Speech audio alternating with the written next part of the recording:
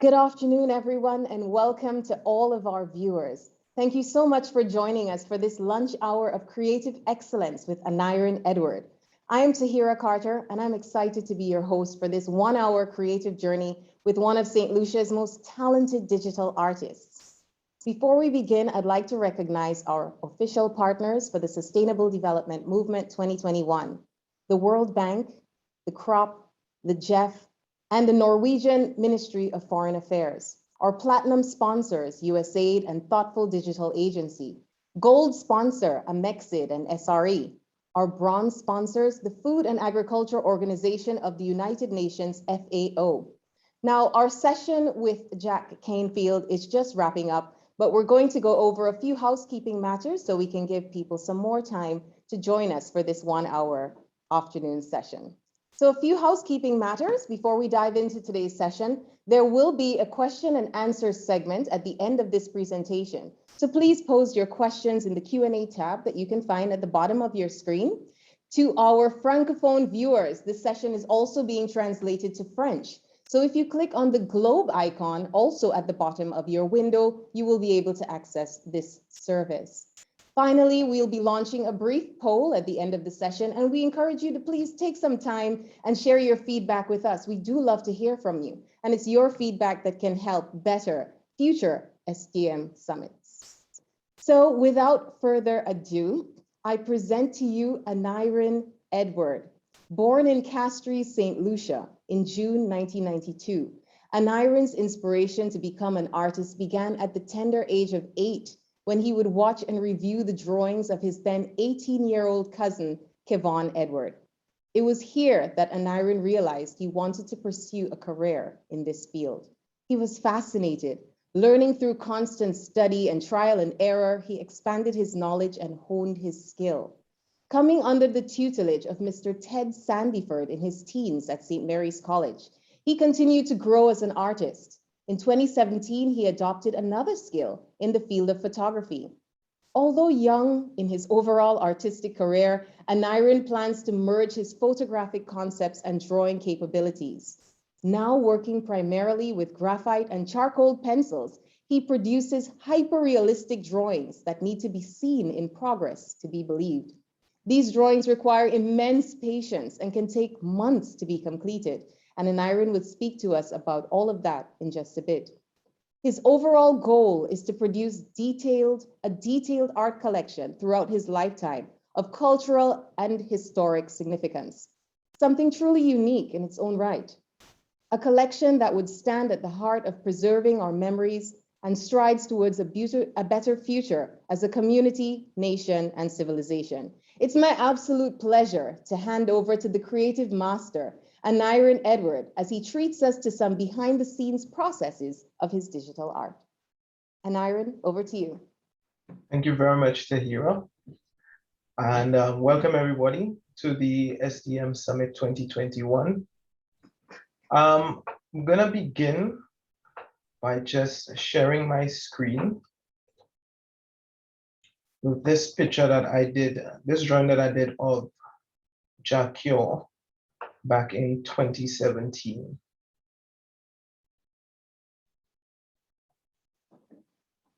This drawing was for the Rise Up SLU concert that took place in Soufrière.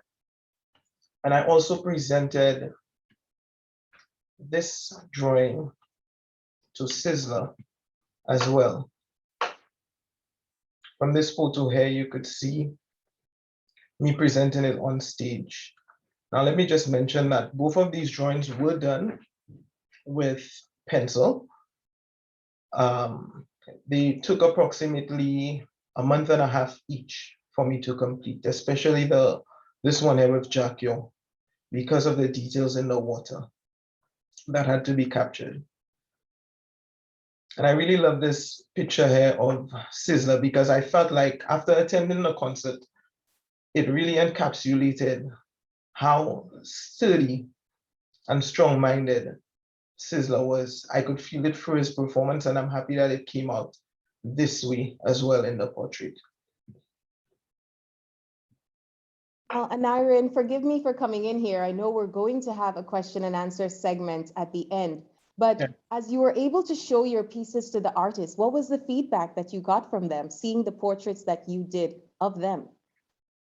Well, for the best reaction I got was from Sizzler. He was quite pleased with it and very surprised because he could not believe that someone could produce something like this with their hands alone and a couple of graphite pencils. So I was quite happy with that. Jacquio as well, it was well received. And I believe they currently have it right now in their houses, placed up and looking good. Excellent, thank you. Now, I also do couples portraits and family portraits. Now, depending on the amount of detail in the portrait, it may take at least 2 to 3 months to complete, because especially for my pencil portraits, I only work with very high resolution photos so that I could get in every single detail from the shot. Now, I also do digital art. This right here is a piece I did earlier this year. And what it represented was someone just taking that leap and walking into the unknown, which is filled with promise, basically. This right here is of Fordor in Dennery, St. Lucia. This was a color study for me. I was just working on seeing how warm colors relate with cool colors. So we have the warm colors here in the background in the sunlight and also in the bottom of the clouds. And then we have the cool colors in the sea here and also in the shadows of the clouds above. Really beautiful. And Irene, where would you say your inspiration, and another absolutely gorgeous digital artwork there, where would you say your inspiration comes from for these paintings? Are you inspired by St. Lucia? Where do your inspirations come from? Well, I'm happy you should ask that now that we're on this particular picture, because I did this as well earlier this year. And what it represented for me, first of all, these are, most would recognize it, but these are our pitons here in St. Lucia.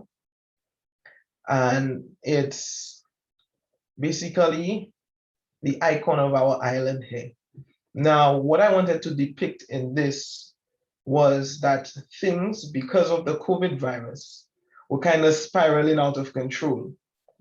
But I did not want to do it in a chaotic way, but I wanted to present it in a way where there is beauty in chaos, because chaos allows us to appreciate the things that really matter. And our pitons, for example, our national heritage is something that really matters and something that we should continue to preserve. So in this piece, I hope I encapsulated that well, and I hope it translated to you, the viewers. It certainly did. I can definitely see that. I can see what you were trying to portray, and that the pitons, despite all of the chaos that's happening around them, they remain solid.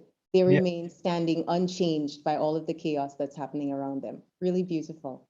They're holding together very well. Yes. Now, this right here is an example of the digital portrait printed out on canvas. This young man here is my friend from way back. I've known him from since primary school, and he showed me support by commissioning a piece of himself. And when I just started doing digital work, and I really appreciate that. His name is Martin Isaac, and this piece right here is something that I'm very proud of. And I was happy when I presented it to him because I felt like it captured him very well.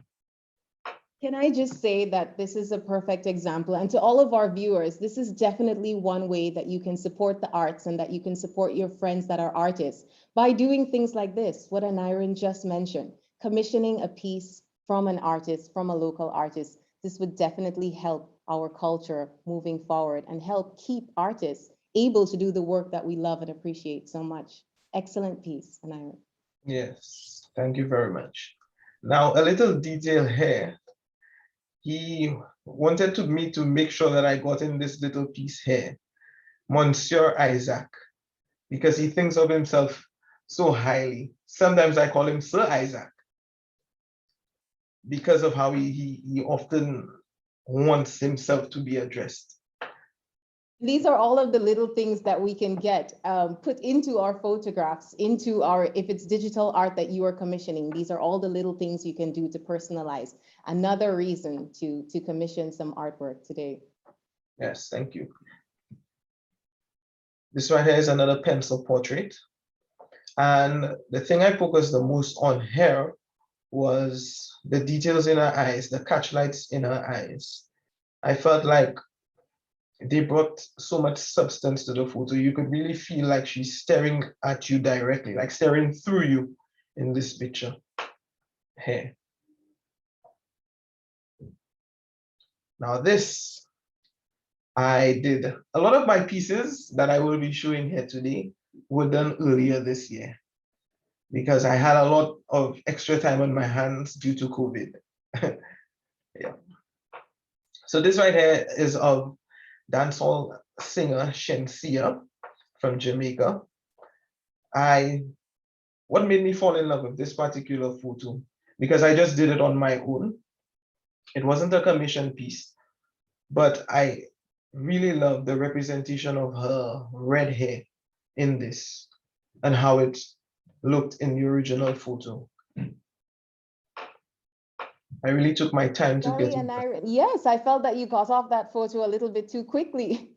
Were you able to share this photo with her at all to get some feedback? It's exceptional.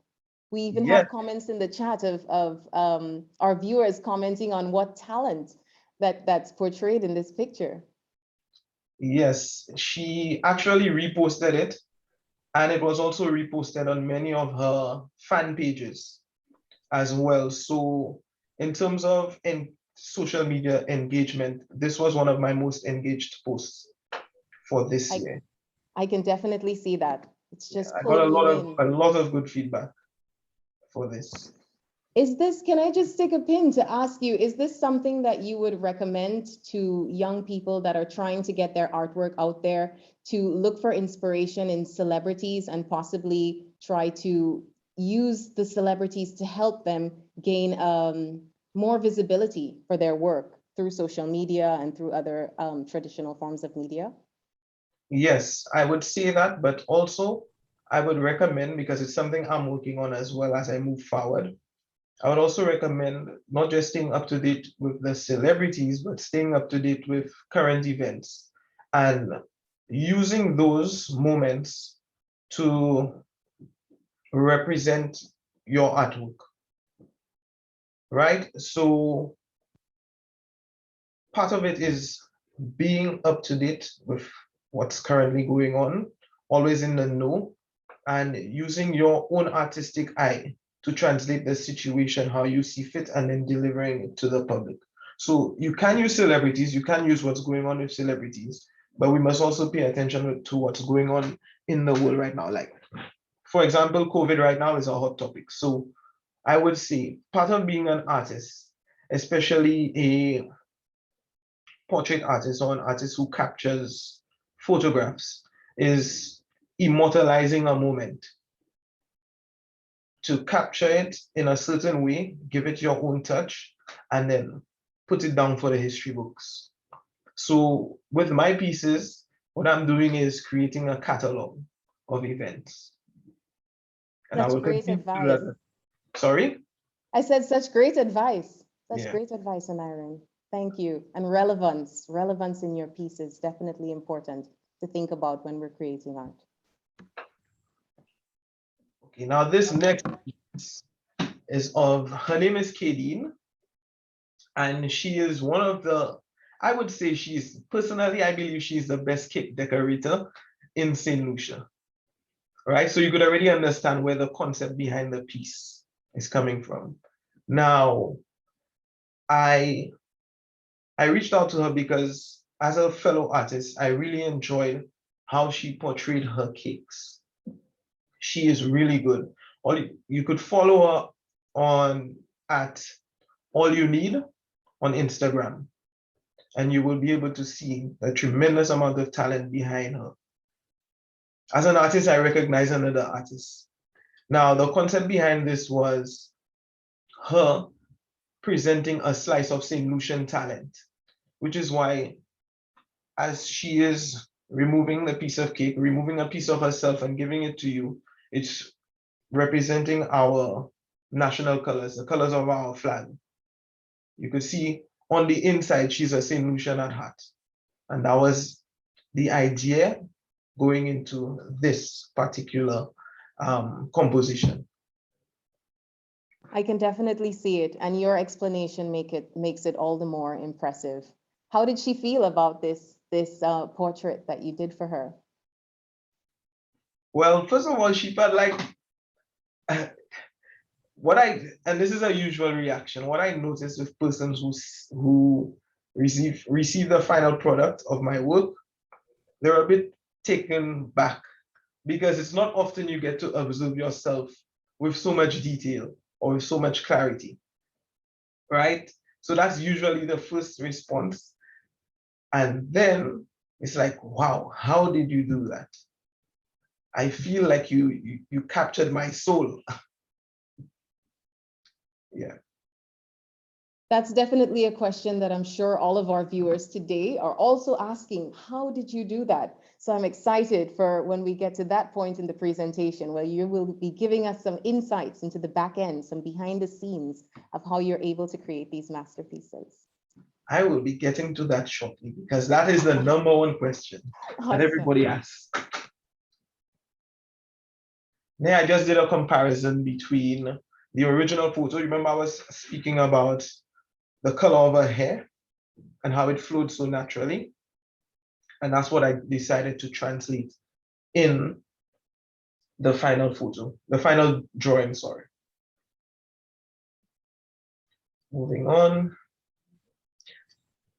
Now, I also do photography, and this piece here, I used light and color and light, different colored lights in the background to create that look of depth and blue in the background. Some other one of my photography pieces would include this here, which I shot at Casaba Beach in St. Lucia. This was also at Casaba Beach. I like going there because it's a very great location light-wise. If you know anything about a photographer or artist, we're always looking for that good light. Now, also in this photo, I decided to put the background blue to complement her yellow dress. So it's basically mixing warm and cool colors so that so that she sticks out more from the photo. Now this right here was a body art project, a body art portrait project that we did. We used this multicolored tape on the model. It's reflective and it changes colors depending on how the light hits it at the time. Right? So sometimes it would be like here we see it's purple and yellow, but sometimes it would be green or a darker tone of red. But these 4 photos here are also a glimpse into what I do photography-wise. I specialize in portrait photography, event photography, and commercial event photography. So much talent, Anirin. If one of our viewers would like to get in contact with you to book a session, whether it be for photography or for a portrait, can you just let us know quickly how they can reach you and where they can see more samples of your work? Well, they could reach me once they get to my website, that's anirinedwardart.com. They will find everything, links to all my social media, links to my email, links to my contact number as well.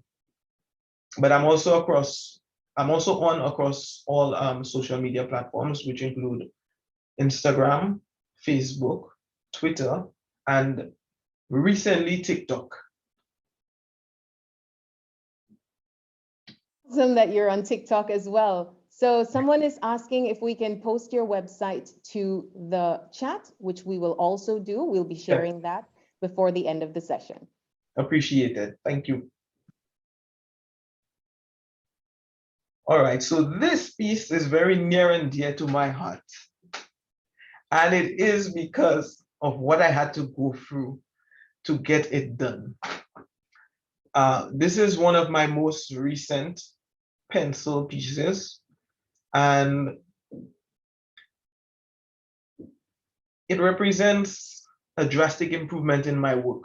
And it's all because I started using charcoal in my drawings as well. Because before I would just use normal standard graphite pencils and try to get them as dark as possible. But the thing with graphite pencils are, if you would have experienced this in school, when you color with a pencil too much, it will naturally have a sheen on the paper when you turn it in the light, if you could remember your school days. But with charcoal, charcoal is very different. Charcoal is not reflective like graphite pencils. So you could go really, really, really dark without sacrificing the quality of the work. So here, this piece took me 3 months of non-stop work, day in and day out. And I am very happy with the results. Every time I look at it, I feel proud that I made it through, because on countless occasions, I wanted to give up. No, no, no. We would not accept you giving up on such a masterpiece. And Iron, I know I'm not the only one that's thinking this is one of those this is one of those pieces that you need to see it being done to believe that this has been drawn, that this is not a photo that's been made into black and white. Yes. It's truly amazing. Yes. I do have process photos that I will be sharing later on in the presentation, but also on my social media accounts, particularly my Facebook page, I have a lot of photos which break down the process, and also videos that show me actively engaging in producing the portrait or the pencil drawing, sorry. We would definitely love to see this as well, to see the master at work. Yes. I finished, and the beauty in this piece as well, the last 2 days I spent on it, I did not sleep whatsoever. I worked 48 hours straight. Is that because you were excited to finish after 3 months? I wanted to finish it before 2021.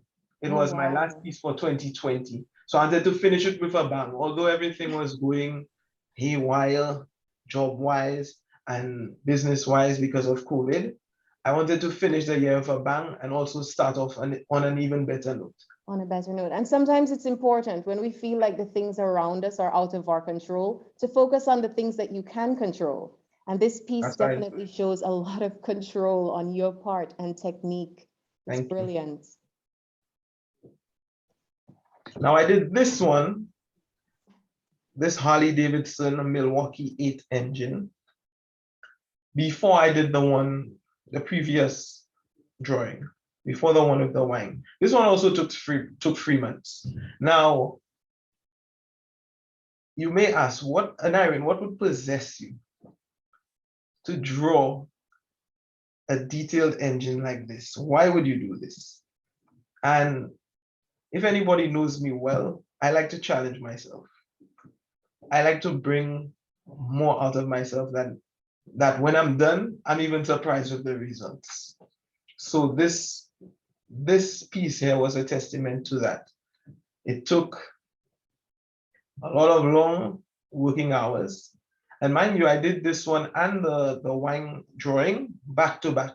So that was 6 months straight of continuous work, day in, day out. I think on average, I would be working 12 to 14 hours a day. On the painting, on the drawing itself? Yeah. Wow, that's true dedication. Can I just say that this drawing was my introduction to you, because it went viral and I saw it. It came across it on my social media feed. And the person who posted it was saying this was a drawing. And I was like, no, this is definitely not a drawing. If this is a drawing, I need to see this being done to believe it. This is incredible. Yes. But as much as I appreciate detailed drawings, I feel like at certain times it's restrictive as well. Because everything has its pros and its cons. So I would focus on this.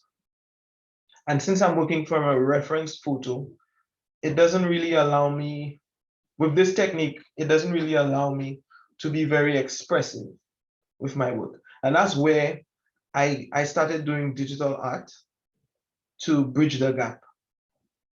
Because I originally started off just doing pencil portraits or pencil drawings, but then I decided to pursue digital art to allow myself more freedom to make mistakes and to explore, because art is all about exploring and continually learning. And that is why I balance it out with digital art. My goal, one of my goals, honestly, is to get into painting, like actual painting on canvas. But that would require for me to have my little studio and stuff like that, because I want to have it will basically work as a dual studio where I do art, traditional paintings, and also photography in the same studio. What's also great is that you're so young. You still have so many years ahead of you, and to be this accomplished at the start of your career essentially is, I mean, it's remarkable. So we can just imagine where these next few years and you dabbling in actual painting, you growing your studio and your portfolio. I mean, the sky's the limit for you, really. And I'm sure we're all looking forward to see where this journey of life will take you. Right. I'm learning now, and I'm using digital art since I don't have paints and stuff like that as yet, and canvases and paint brushes and whatnot. I'm learning through digital art how to work with color, how to paint, because now with software these days, you can do a lot with the software. It brings you very close to imitating what traditional artists would do, but it could never be like the traditional art. For you to get the feel of the traditional art, you have to do it. You have to understand how paints work, how they work when mixed. Even the scents, sometimes you have to deal with different scents and leave the drawing to dry and then come back. So it allows you more time to think about what you're doing. And I feel like you develop more of a personal relationship with your artwork. So that's the direction I'll be going into. Now, I just wanted to show an example of the piece framed, but this is not the original piece. This is a print of it. On my website, I also allow persons to purchase prints if they like the work and would like to support it. They could purchase prints. The originals are also up for sale and open to negotiation. But depending on your needs and what you want, you could either get a print of a piece that I did, or you could contact me and set up purchasing an original piece as well. Now, you asked about process, so I am just getting a little warmed up. In this photo, this is of the engine. This is a process photo of the engine and me working. Now, a lot of people asked, why do I draw upside down? I was just about to ask you, why are you drawing upside down? Okay, so basically, how can I put this? I don't want to, I'll just say it. Basically, our minds are lazy, right? It likes familiarity. So a lot of the things we see in front of us, it's not actually what we see. It's our mind representing what it thinks we should see, right? Now, one of the ways you would notice this is when you are doing artwork. Because if you start off with the standard look of the drawing, which is upright, you start working, and then you flip it over, you will start to see things that you did not see originally, mistakes that you made because of how your mind works and how it's completing what it thinks it sees because of familiarity. So what I usually do when I feel like I've become accustomed to the photo in front of me because I'm staring at it for a long time, I would flip it and work the other way so that I cut out that filter that my mind is putting on, and I could see exactly what needs to be represented. So interesting. So interesting. Thanks for sharing that, Anirin. And it's true, our brain does tend to autocorrect. I'm a Right. journalist, and sometimes when writing, your brain will see a word that's there because it's trying to make sense of Yeah. what it's seeing that actually isn't there. And it's only after taking a break, I don't know if you do that sometimes, that you I take a know. break, go away from it, and then come back and you're able to see things that you hadn't seen before. I know I'm supposed to take breaks.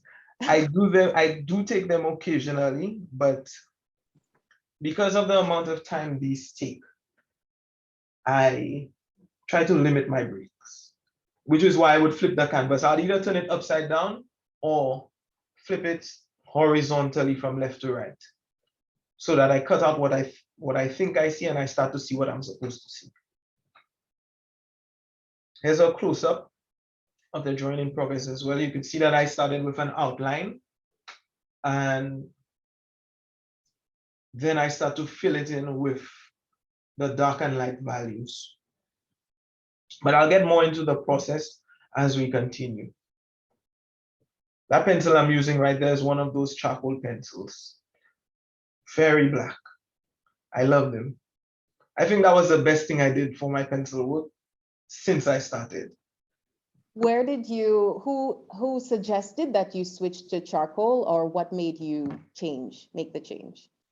Honestly, it was the University of YouTube. The artists there recommended using charcoal for darker values. So now at first I thought that charcoal only came in sticks, like charcoal sticks.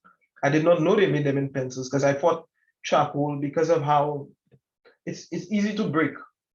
That's why I thought they only made it thick so that it would not break easily. To me, if it's pointed like in a pencil, then it's easier to break. But now with current advancements, they use certain materials in the charcoal so that it holds together well in the pencil. Definitely an easier way for you to use it in your art. Okay, so we're getting into my process, sorry. And I'm going to be using the process that I normally work with for digital pieces, but it also translates into the pencil portraits that I do as well. The process is the same, but with the pencil work, there's more attention to detail. And I'll explain how I putting more attention to detail with the pencils. But for now, we will start off with painting a digital portrait step by step. So painting a realistic human face is a complex task that requires you to think of a multitude of things, so it can be helpful to introduce this process step by step.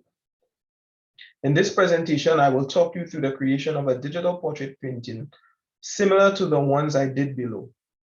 The techniques apply to painting any kind of face, male or female. Much of it will apply to non-portraits too. For example, landscapes, pet portraits, and still life. Like if you're drawing a bowl of fruits and stuff like that, it will also apply there. So this process should be a helpful and general guide to making a digital painting. A computer, digital drawing software, graphics tablet, and a pressure-sensitive pen are all you need. There are many ways to paint a portrait. Some are more efficient and effective than others, but you can experiment and paint in any way that feels best to you. These are not rules. Treat this presentation as a set of guidelines that will help you find your own way.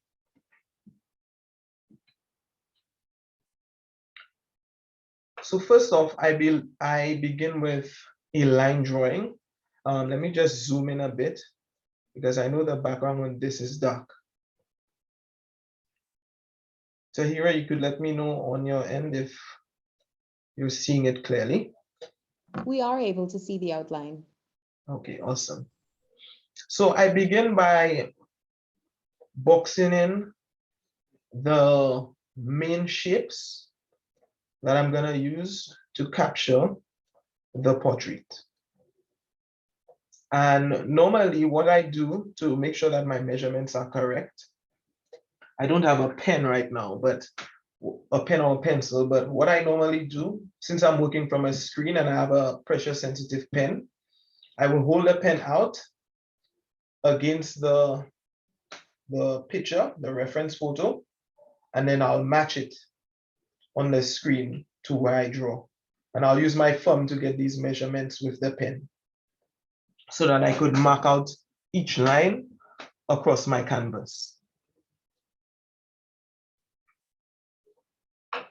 So now we are ready to create. Note, it is possible to start a portrait without a line drawing by just painting in color shapes straight onto the canvas. However, in this instance, we have gone down the line drawing route. Here, your goal is to carefully,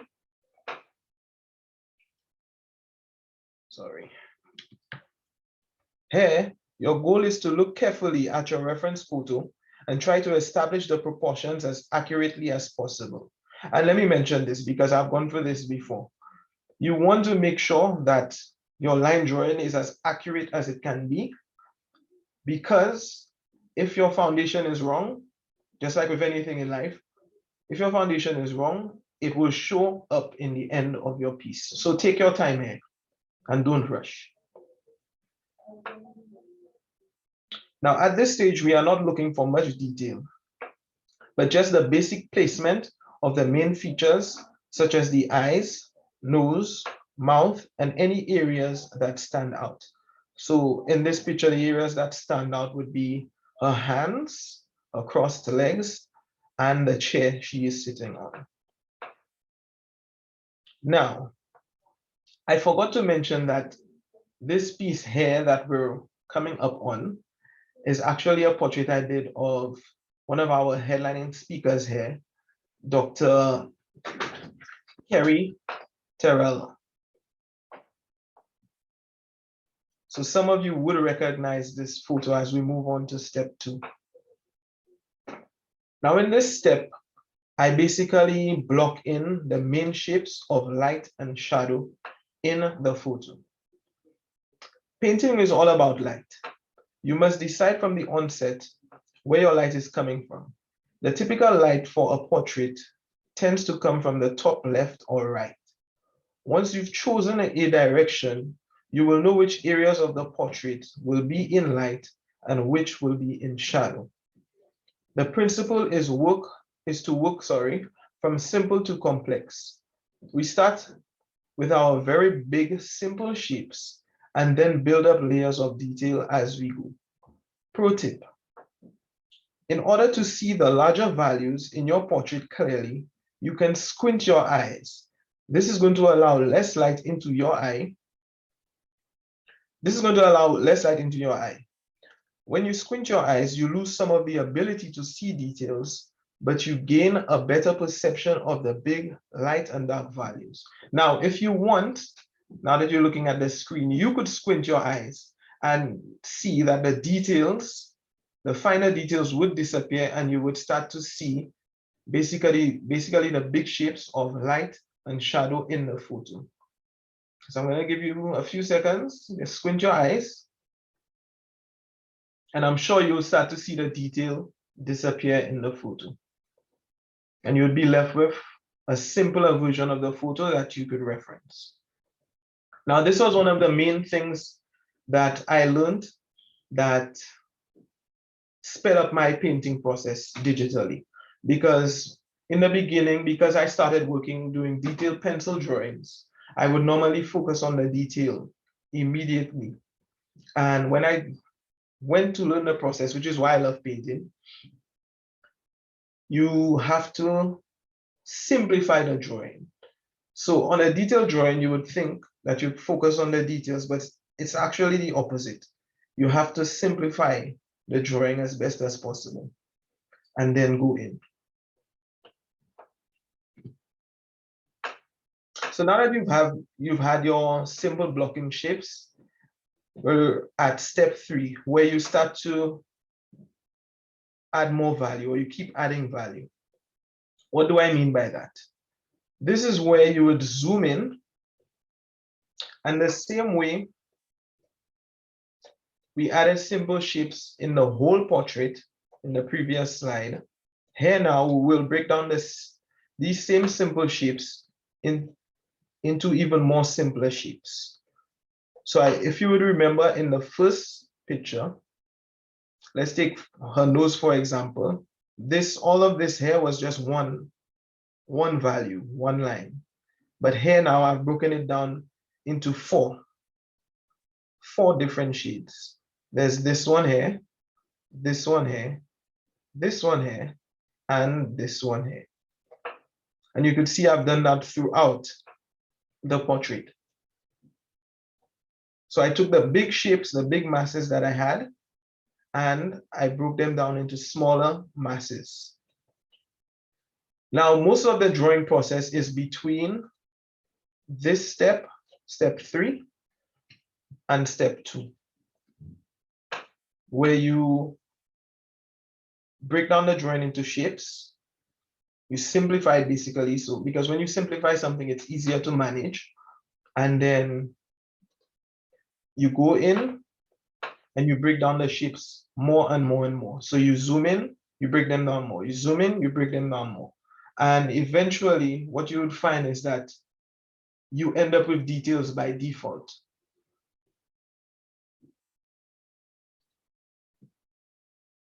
Now, the final step is adding the fine details. So by this stage, you should have a really good idea of what your finished painting will look like. So after you've gone from step 2 to after you've been moving between step 2 and step 3, at step 4, you can begin to add in your details. You've already established the major values, which are the light and dark values in the portrait. The colors are mostly set as well. The painting should now look like a complete study. Now it's a matter of adding the nuances, those little details that really make the painting sizzle and beg to be looked at.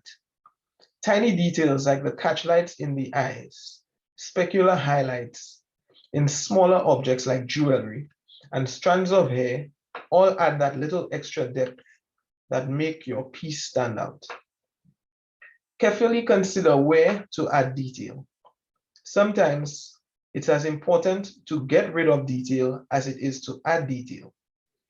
Anywhere you add a lot of detail or has a lot of contrast will attract your eye. Simplify those areas that you don't want the viewer to focus on, and work to add detail to the most important areas of your painting. In general, the focal point will be the area that has the most contrast as well as the richest color. The eyes are an easy focal point to have because as people, we always look into the eyes of others. With that said, this concludes my guide to painting a digital portrait step by step. This is not the only way of working, but this is a great place to start. There are other approaches available, and you don't have to follow the steps in strict order. I encourage you to get painting and find what works best for you. So here I just did a side-by-side of the original photo versus the painted version. Tahira, any questions so far? No questions, just a comment that this has been remarkable. It has truly been remarkable to see this process. And Iron, I really wish that we had more time. Yeah. The thing is, we are running out of time. We have a hard stop at 2 p.m., which is just in 5 minutes. And I do want to try to squeeze in a couple of the questions that we have received from our viewers. So if it's okay with you, can we move into that section where we can field some questions? Sure, no problem. Okay. I will just toggle through the portraits that I have so that the viewers can see, because I did portraits of the 5 speakers at the event. So I will toggle through them so you guys could see what I created whilst I also answer the questions. Okay, that works. Yeah. One of our questions, what program do you use for your digital art? Right now I use a program. I have tried a lot of programs. Let me just say this first. But the one that I found works best for me is one called Rebel 4. That's REBELLE 4. Now, I use it also with Photoshop as well. I use Photoshop to finalize my colors and stuff, to just give it a little more enhancement and make it look a little more vibrant, or even take away some of that vibrancy where I see fit. So it's between Rebel and Photoshop. Okay, and someone is also asking if the tool that you're using is a tablet. Yes, I use a Wacom tablet, and that Wacom tablet also comes with a pressure-sensitive pen. So you basically just draw into the screen. So another question, I have been seeing digital art being sold in the international news. Do you think our Caribbean artists can market their art in the NFT field? Is it worthwhile or too risky? It is not too risky, and I really like the place NFTs are bringing art. Because for the first time in a long time now, the problem with digital art, which is why it was not normally appreciated by the auction houses before, was because it's easily duplicatable. But now with NFTs and blockchain technology, the same technology that powers cryptocurrencies, you could make a unique one-of-one version of your digital piece, which now implies scarcity. So just like with the Mona Lisa, anybody could go around and take a picture of the Mona Lisa, but there's only one Mona Lisa, which is worth millions, right? They have introduced that to digital art.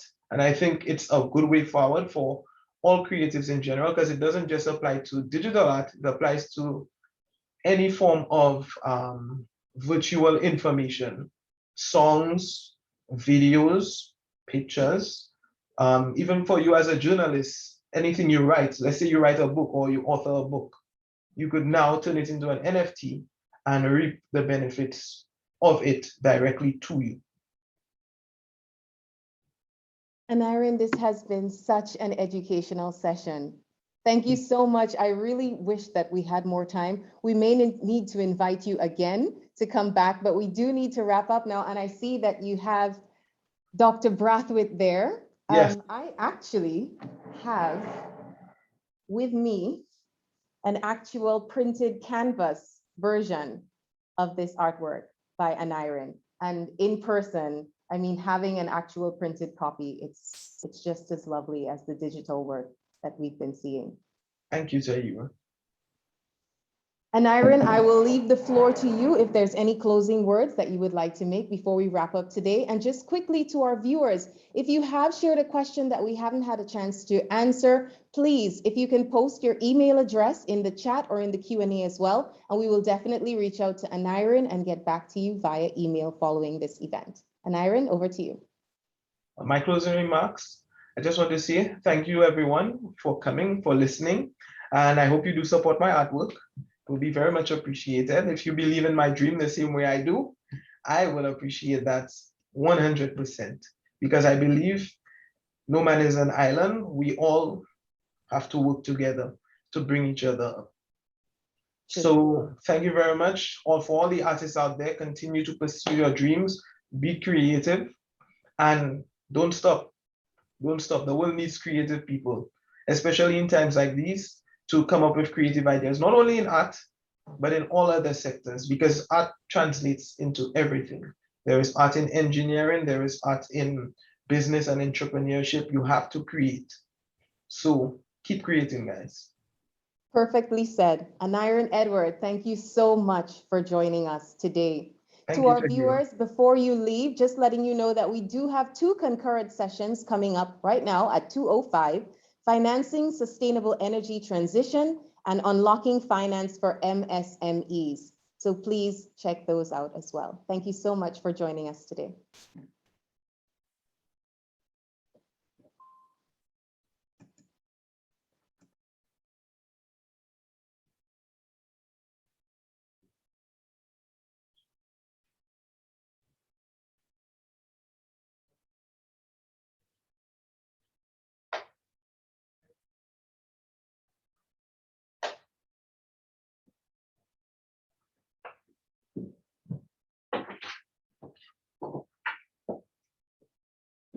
was so good. What am Were I- you nervous at all? Because you couldn't tell. No, No. not really. Once you got What- into the yeah. elements. It made me realize how much information I actually